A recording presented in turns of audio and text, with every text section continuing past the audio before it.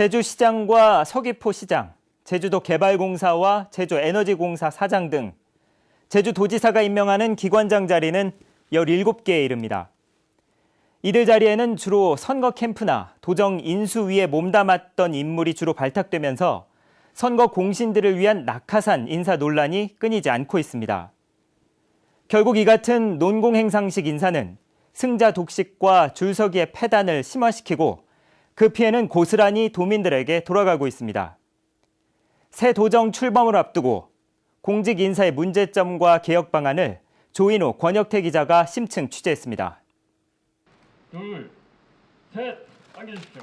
원희룡 제주도지사 당선인의 도정 인수를 위한 새 도정준비위원회가 출범했습니다. 국제자유도시와 도민통합, 도정과 취임준비 등 6개 위원회에 137명으로 구성됐습니다. 4년 전 우금민 지사 인수위원회의 34명은 물론 박근혜 대통령 인수위의 26명보다도 4-5배나 많은 역대 최대 규모입니다.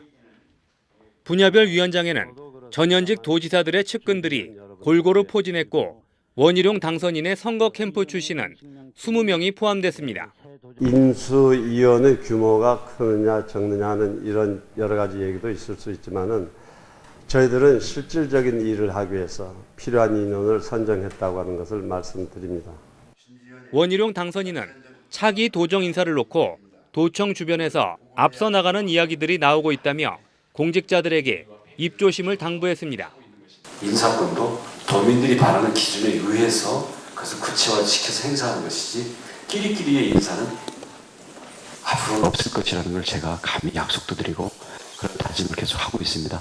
과거 도지사 당선자들은 인수위원회와 선거 캠프 출신을 행정시장 등 요직에 기용했고 최근 뇌물수수 혐의로 구속된 양영근 전 제주관광공사 사장도 인수위원 출신이어서 측근 인사의 폐해라는 논란이 일었습니다.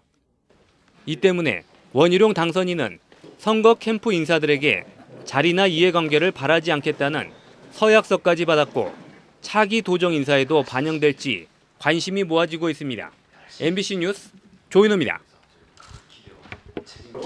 도지사가 임명하는 공직 가운데 도의회 인사청문회를 거치는 경우는 딱 2번. 환경부지사와 감사위원장뿐입니다. 그동안 인사청문회 과정에서 초대 감사위원장 후보가 낙마하는 등 검증 장치가 마련돼 있습니다. 하지만 예산 1조 5천억 원, 공무원 2,500여 명의 인사권을 진 행정시장은 어떤 검증도 없이 임명되고 있습니다. 지난 8년 동안 대부분 선거 공신과 도지사 측근들이 임명됐습니다. 여러 명에게 기회를 주려다 보니 재직 기간도 서귀포시장은 평균 13개월, 제주시장은 19개월로 짧습니다. 이 때문에 행정시장도 인사청문회를 거치도록 하는 조례안이 발의됐습니다.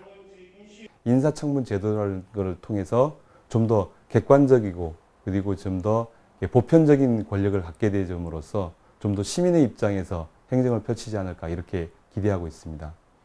특히 도지사가 임명하는 17개 공기업과 기관장에 대한 검증 장치도 필요합니다. 공모 절차를 거치지만 선택권을 쥔 임원추천위원회가 도지사의 의중이 반영되는 구조이기 때문입니다. 7명 가운데 5명을 사실상 도지사가 추천하다 보니 사전 내정설이 끊임없이 나오고 있습니다. 임원추천위원회의 독립성을 높이기 위한 제도 개선이 필요한 이유입니다. 무엇보다 도지사의 의지가 가장 중요한데요. 지금 그 지방 공기업 그 사장을 임명할 때 임용추천위원회라고 있는데 임용추천위원회에 위원 그 수를 합리적으로 조정하는 그런 게 가장 필요하다고 보여집니다. 권선택 대전시장 당선인은 인사간담회라는 이름으로 사실상의 청문회를 도입하고 검증 과정도 지역방송을 통해 공개하기로 했습니다.